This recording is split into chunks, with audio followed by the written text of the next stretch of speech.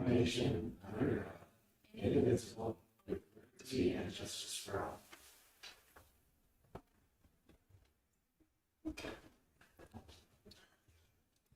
Our first item on the agenda is the approval of the minutes.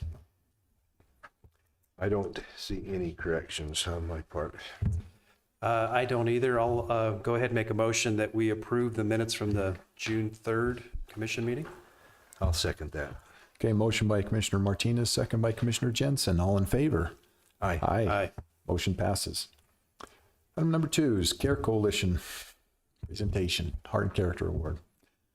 Ashley Justice going to represent McKenna today. Okay, do I face you or these guys? It doesn't matter. Okay, so I'm just gonna read this. So I'm Ashley, I'm a member of the Care Coalition. Thank you so much for giving us some time at the commissioners meeting today to present another Carbon Heart and Character Award. This award is sponsored by the Care Coalition and presented by the Carbon County Commissioner's Office. The Care Coalition believes in the social development strategy as a way of strengthening our community and especially our youth. The social development strategy is providing opportunities to youth to build skills, recognizing their effort and growth. When a youth receives this award, it means they have been recognized by someone in the community that has seen them working on their self-development and using the skills they are building to make a difference in our community.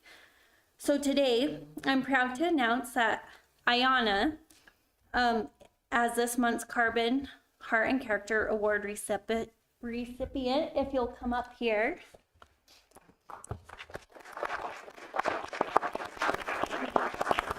So this is for you. So Ayana was nominated for the Heart and Character Award because she truly leads with kindness, compassion, and service. For the past 4 years, she has dedicated countless hours to volunteering in our community, speaking to students about anti-bullying and the importance of kindness, and advocating for youth suicide prevention. What makes her especially deserving is that her commitment to helping others extends far beyond any title or crown. She consistently looks for ways to serve, uplift, and make a positive difference in the lives of those around her. So thank you. Thank you. Just kidding. Do you have something to say? Oh.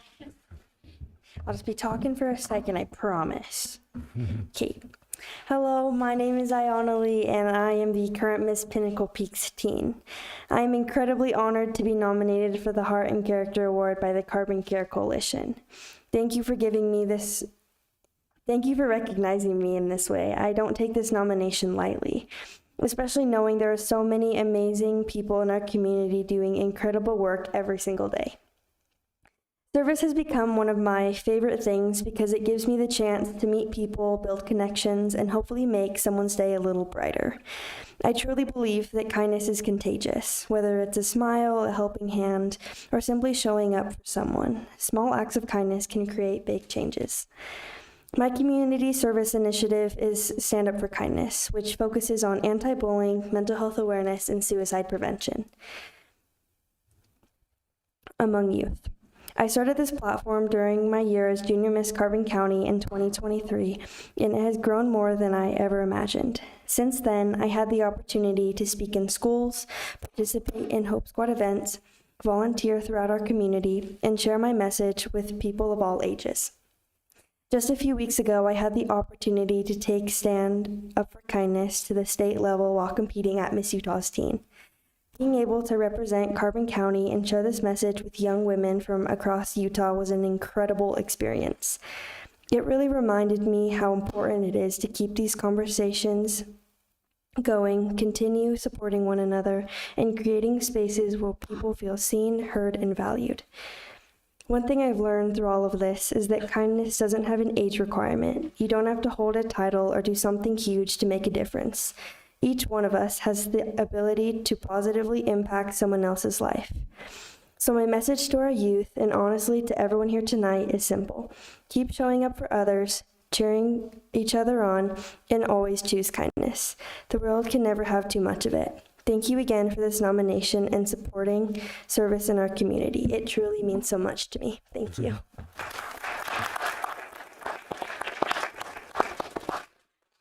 Thank you, Ayana. Item number 3 is our 2026 Carbon County Fair and Black Diamond Rodeo recap. Kourtney Cox. I love how everybody just looks. Does anybody want to come up with me? Rodeo or fair? Sure. You guys should be a part of it. It's a group effort. Right? It's not just me, for sure. Quite the group we've got here, but we are missing people, just so you know. So we really do have an incredible group that puts these events together each year. So before discussing numbers and outcomes, I want to just say thank you to all of our volunteers, our committee members, our county departments, maintenance staff, sponsors, vendors, participants, and community partners who make the 2026 Carbon County Fair and Black Diamond Rodeo possible. These events truly are a community effort. So we saw a noticeable growth in the fair and the rodeo this year in participation, in attendance, in sponsorships, and overall community engagement throughout the weekend. So we're going to start with some of the 2026 Carbon County Fair highlights. Our theme this year was Stars, Stripes, and County Nights. We added a new event, which was an inflatable fun run. That was Alex's idea, and that was quite the hit. We had a dachshund. It was a 2-person dachshund inflatable. We had the mayor of Price City show up as a ballerina hippopotamus. We had some pretty great costumes that came to the fun run, so that was very enjoyable. Thursday night, we also had the Desert Sage Band, so it was very nice to bring in some local talent to be able to kick off our opening ceremonies in the fair on Thursday. We did our cornhole tournament as well as our community 5K, and I would say we saw a bigger turnout in participation for our 5K than in years past. Now, when I was looking on our registration software, it showed that we had 9 participants in last year's 5K, but I'm sure we had some registrations that actually showed up night of. That happens sometimes too. But looking from our registration software last year to this year, we went from 9 to 27 participants, which one of the things that we've talked about recently is we've seen a decline in our 5K participation. So that was very cool to see. We also had an increase in our motocross race. So last year we had around 97 participants. This year it was closer to 160. So that's a 65% increase from last year. It's pretty incredible also. Our animal barn was huge this year. Thank you to Kirk MacArthur and his team for putting that together. He held a livestock show for goats and sheep. We actually had 20 participants in that. They were awarded buckles, among other things. And he received some feedback from some people stating it was the best clinic and jackpot that they have been to this year. So we're hoping next year to potentially expand upon that, maybe add in a few more types of animals to the jackpot. But we also saw an increase in large animal participation. So more horses and larger livestock that came to the animal barn this year, which was a whole lot of fun for the kids. Poor Kirk on Friday. Where did you go? Oh, there you are. He was a little bit panicked because the supplies that he had bought for the weekend ran out by about, noon on Friday? Yeah. That's the increase in participation we had in the animal barn and people coming to visit. Unfortunately, we don't have access to the placer reports like we did last year to truly track the numbers for our attendance, but we can see based on the growth that we had significant growth across all of our activities. Our old-fashioned games, those are extremely popular, so thank you to Christy on that. The coal shoveling competition and the musical chairs, those are some of the favorites. We've had strong participation in the hot dog and cake eating contest to the point where Christy has said that she might have to actually do an adults division next year and a kids division next year because there's so many people that want to participate. So pretty fun to be able to add on that, and we may add some more games to that next year just because that's become a big hit. We had 4 bands with Battle of the Bands. The winner was a band called The Dukes, so they are going to advance to the Helper Arts Festival, and they will be the opening show there. We love that we can kind of tie community events together, and the county fair is not just isolated. We like working with our community partners. Burnout was well attended. Our Driven by a Cause car show, cruise, and auto show raised more than $700 for domestic violence awareness. That was the cause that we were giving to this year. So shout out to Autumn Blackner and Party Express and Gifts. That was incredible. Our kids' corner was bigger than ever. We had law enforcement there, including Carbon County Sheriff's Office, Search and Rescue. We had forestry, fire, and state lands there. We had fire and EMS, numerous community partners. They brought in a helicopter for First Responder Friday. That's always a really big hit, so we love being able to showcase our local first responders. The Carbon County Ambulance was another one that was on hand. Our fishing competition, another big hit for the year. So we had 100 tagged fish that were dropped into our pond at the beginning of May. We had 82 of those returned. 82 out of the 100. That's pretty incredible. And if you guys haven't been out to our fishing pond, especially during fishing competition, the entire perimeter of the pond gets packed in the morning and the evenings. It's really fun. We gave out 2 prizes for our fishing competition. So one was the grand prize, and then one was the prize for most tagged fish caught, which we have a gentleman, Joe Graham is his name. He caught 17 of our tagged fish. Pretty incredible. That's some dedication.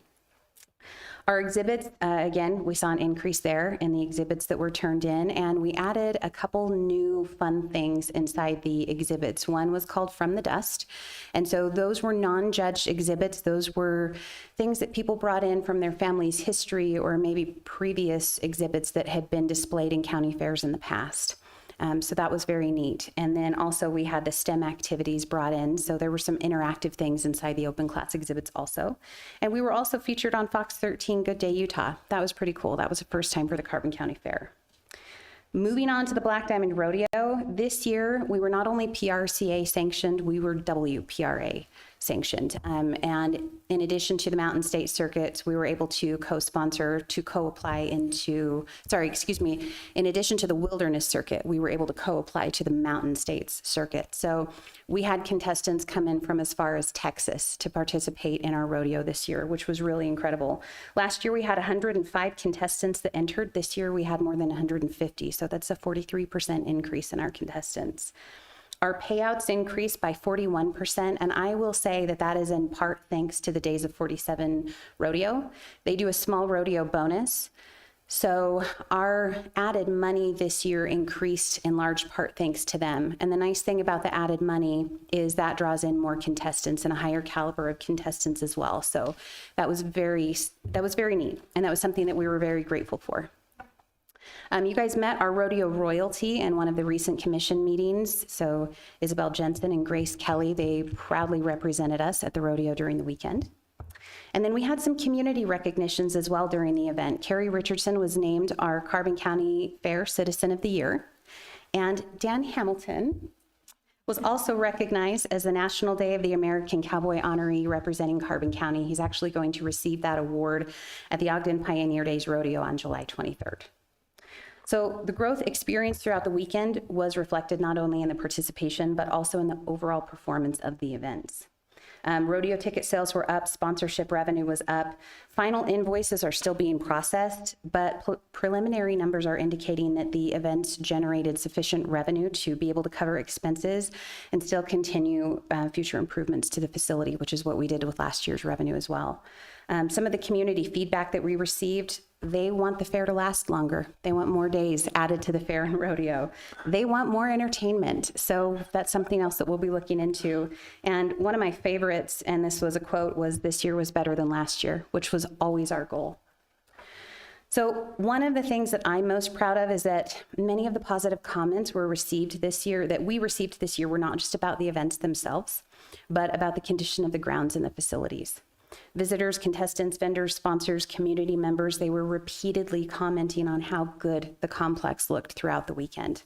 A few days before the fair, Barry, our maintenance and IT director, actually sent out an email recognizing the tremendous progress that had been made across the facility over the last year.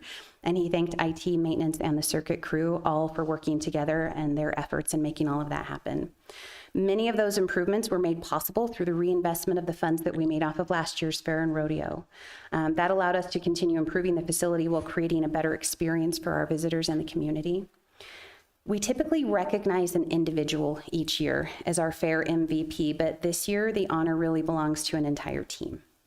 The success of the 2026 County Fair and Black Diamond Rodeo would not have been possible without the dedication, the pride, and the hard work of our maintenance crew. While they may not be involved in every planning meeting, they are deeply involved in the execution of the event, and they put in as many, if not more, hours than the rest of us during Fair Week. From communication and troubleshooting to guest experiences, ground preparation, event support, facility operations, they play a very critical role in every aspect of this event. So we would like to recognize the Carbon County Maintenance Team as our fair MVP this year. So we've got Jeremy, Justin, Chad, Zach, Lacey, Bill, Barry, and of course, Annie as our 2026 Carbon County Fair and Black Diamond Rodeo MVP team. So I'll give this to you guys. There's more hiding. There.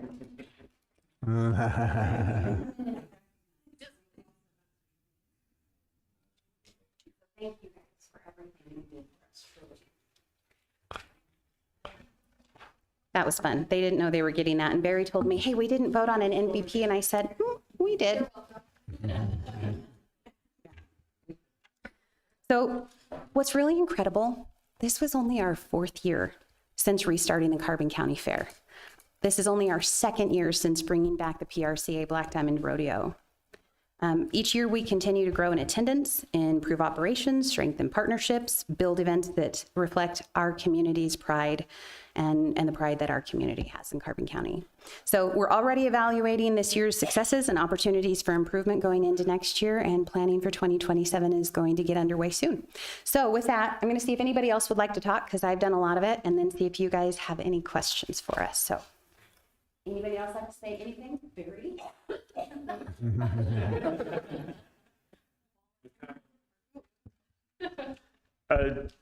Commissioners, you see the support that this event has, and it truly makes me proud to be a part of it. And to see the community come out and enjoy a Carbon County Fair again is an amazing thing to see.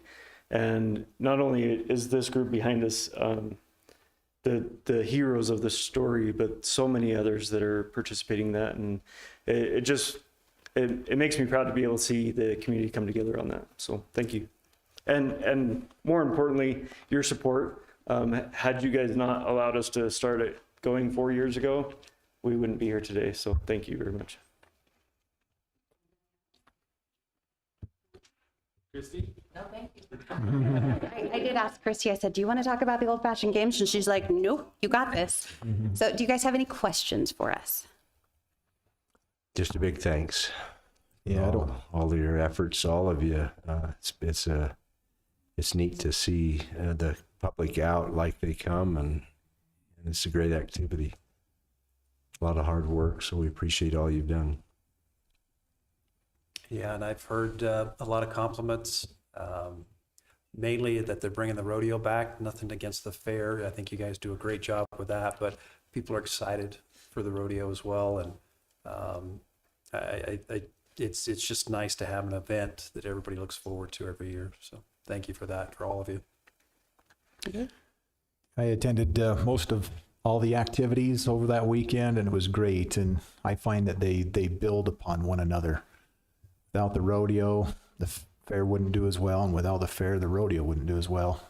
And anyway, the combination of everything and the teamwork is truly impressive. So thank each and every one of you for your dedicated work, being out there late and early. So thank you. Yeah, incredible team right here. And we're missing some, like I said, but yeah, thank you all.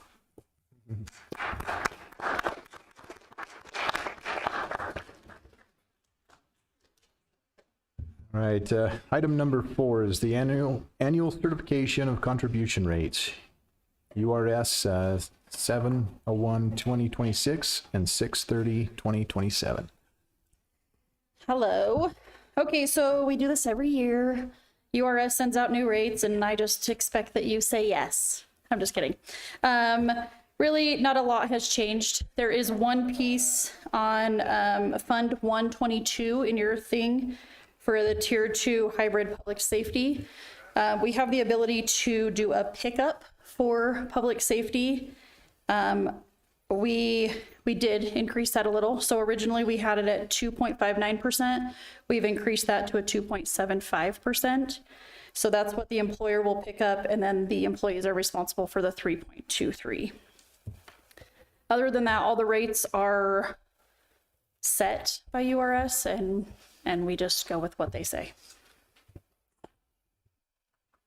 And these are for our lifetime benefits, is that correct? No. I mean, I keep hearing this about, you get lifetime benefits. No, no lifetime benefits. You get these rates for 1 year as But I if saw it on as social if you're media. It's gotta employed. be true. No, Oh, no, not correct. sorry.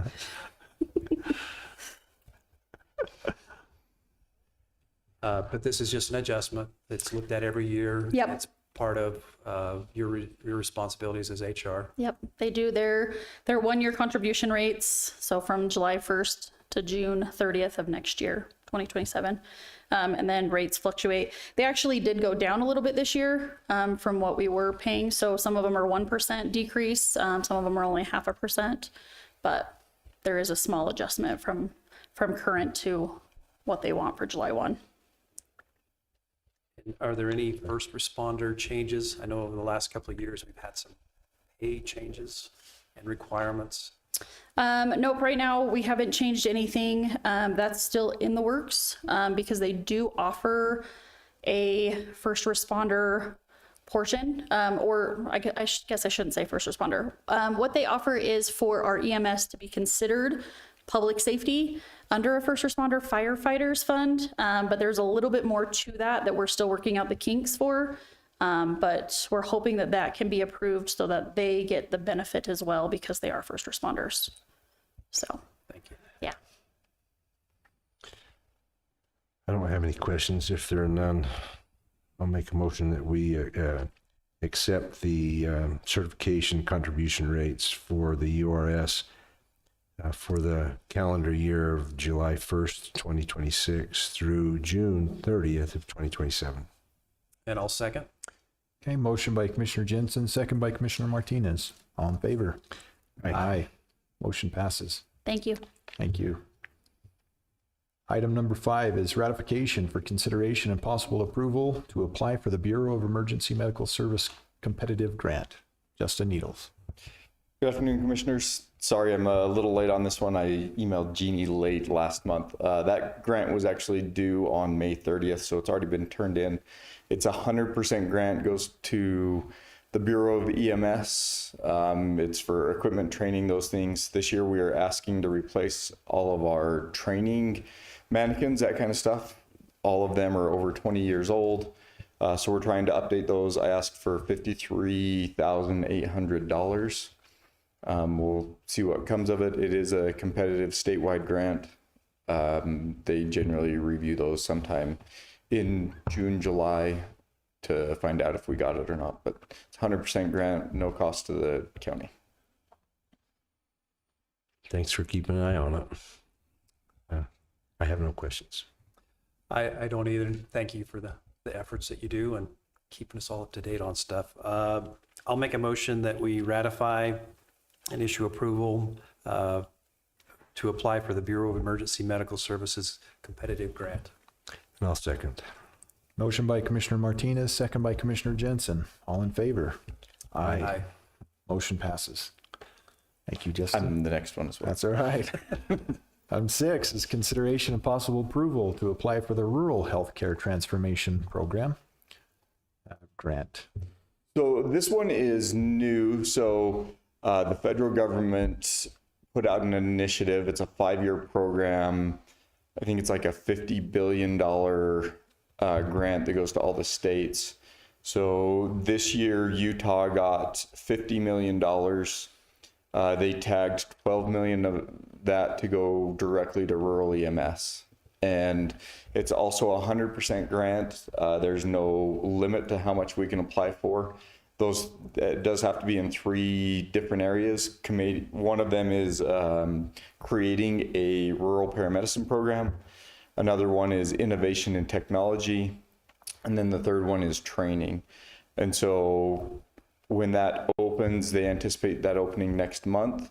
I want to apply for some training to get more paramedics. We are paramedic when available currently. Under that grant, if we pay for a paramedic program, they do require any paramedics going through that we pay for commit to 4 years with us. So that's already in the grant, which would be good for retention for us. I also would like to put Starlinks on all the ambulances and pay for that for the 5 years with that grant. Connectivity would be huge when we're at places like 9 Mile, those things. There's some other equipment that my crews would like to see on the ambulances. So just more equipment that we don't have the funds to pay for, but would make our service different. And then to go along with that, if we get more paramedics, we could do some sort of paramedics program. So I don't have a dollar amount how much I'm going to ask for. It'll probably be quite a bit with all those things, but being 100% grant, I'm still working out. They haven't given us the final notice of funding opportunities yet. We expect to see that the first week of July. I just want to be prepared to get our grant in as soon as possible, so we're competitive. Thank you. Yeah, you explained that well, and it is a 5-year, the grant would be issued and that would be funds for 5 years, or do you have to go back annually? We would go, so it's going to be $12 million available every year. So this would be what I apply for in the first year. Okay. And then looking at the other years, it'd be for more training and stuff, and then we could look at other equipment. And we can spend it for up to 5 years. So in the first year, I'll ask for the full 5 years worth of Starlink for all the ambulances. That way, the equipment and the cost of the service is also paid for through that grant for 5 years. Thank you. You're welcome.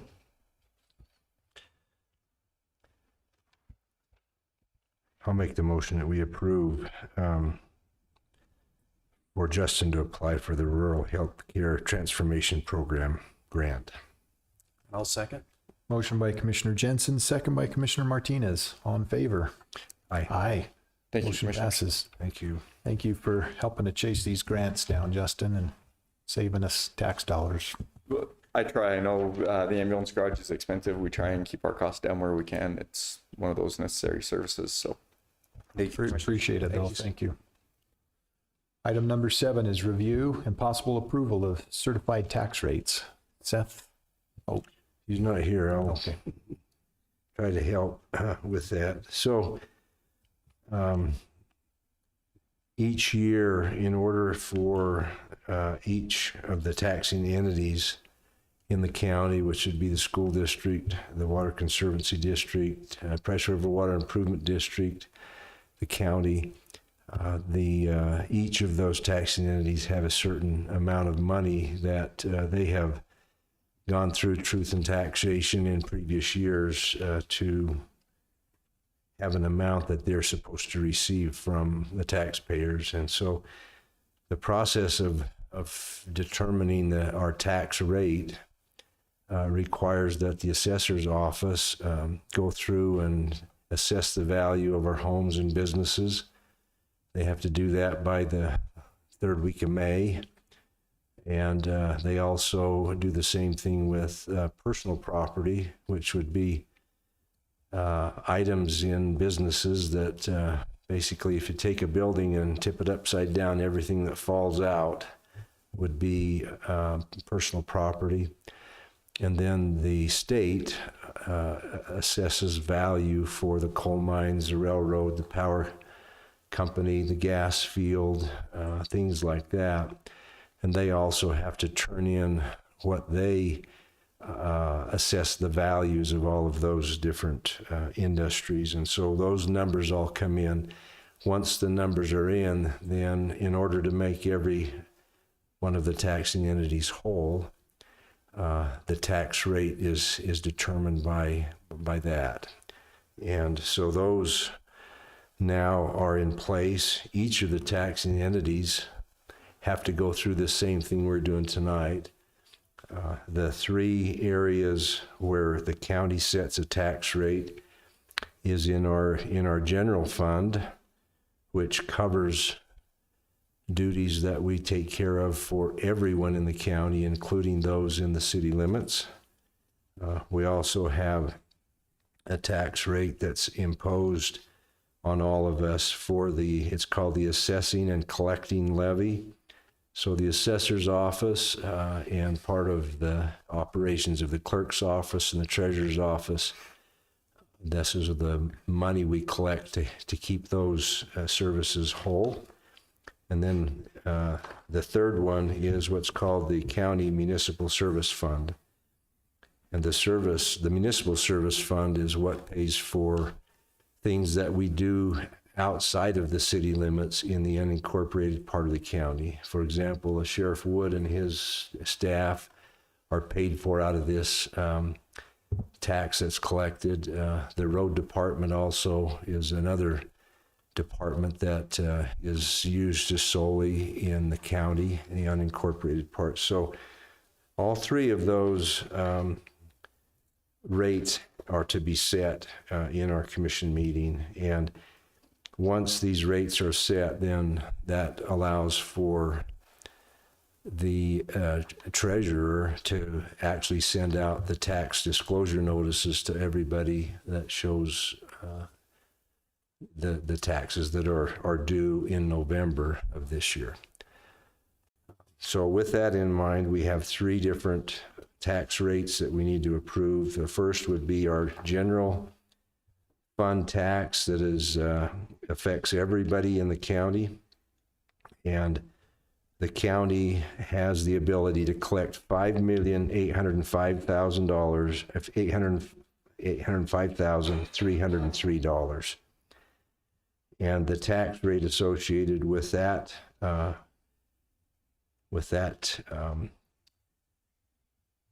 tax entity,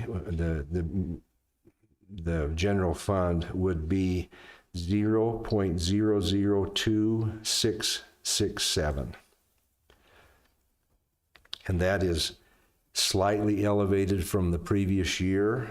In 2025, the tax rate was 0.002556. So it's gone up like 1.5 thousandths of a percent. Not very much, but it did go up.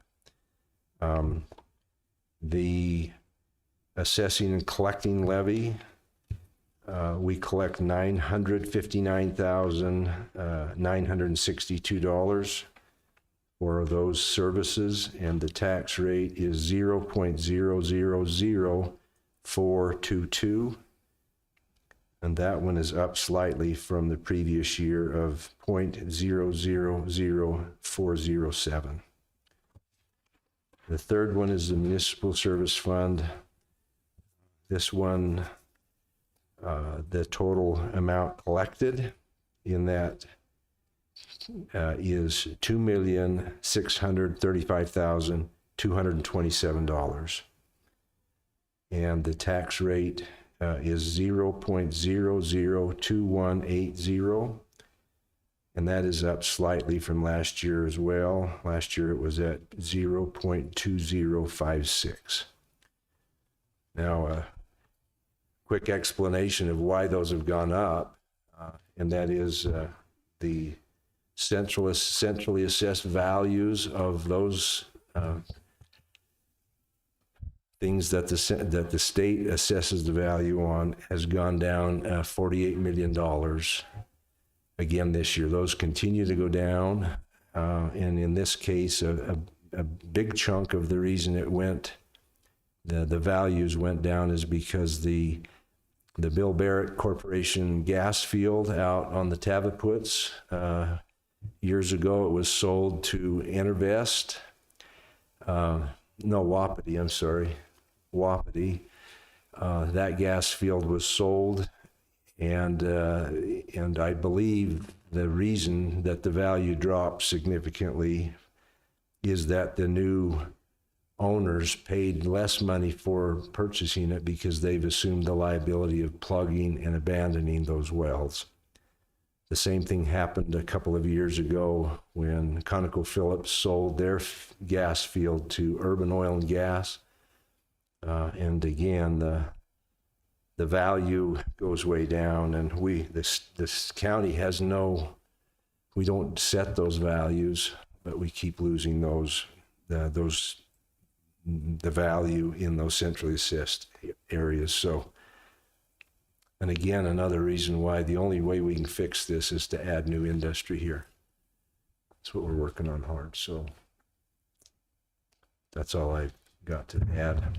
And I just want to add too, because everybody hears what they want to hear, but this is not a tax increase. In order to do that, like Commissioner Jensen said, you have to have truth in taxation.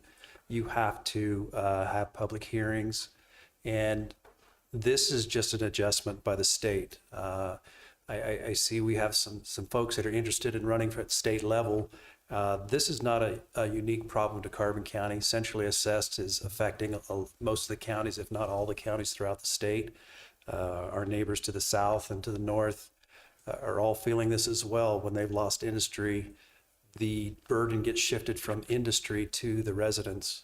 So, maybe there's a different idea at the state level that could be passed, but this is the law of the land, so to speak, right now, and the rules that we have to follow. So the commission is working very hard to bring in some new industry. We have several meetings. Nothing's for sure until it happens, but there's a lot of interest in this community, and that, as Commissioner Jensen said, will help offset this. So it's an exercise that we have to do every year. And again, because they hear the word tax, this is not a tax increase. It's just basically balancing the checkbook.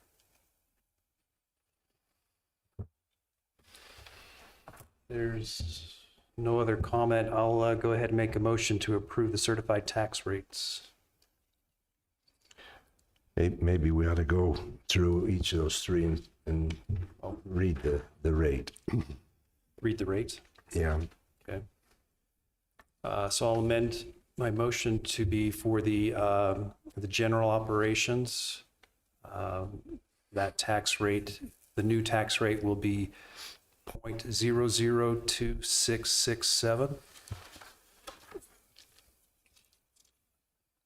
For the assessing and collecting, that new tax rate will be 0.000422. And for general operations, the new tax rate would be 0.002180. That would be the municipal. Municipal, correct. Okay, I have a motion by Commissioner Martinez, I'll second. second by Commissioner Jensen. All in favor? Aye. Aye. Motion passes. Thank you for the clarification for both of you. Did a great job.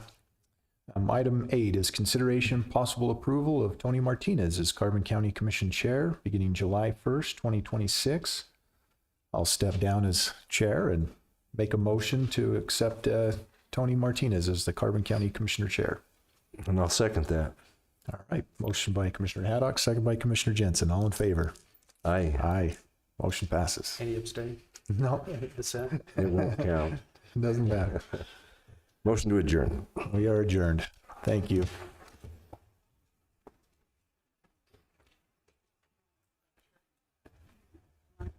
See you later.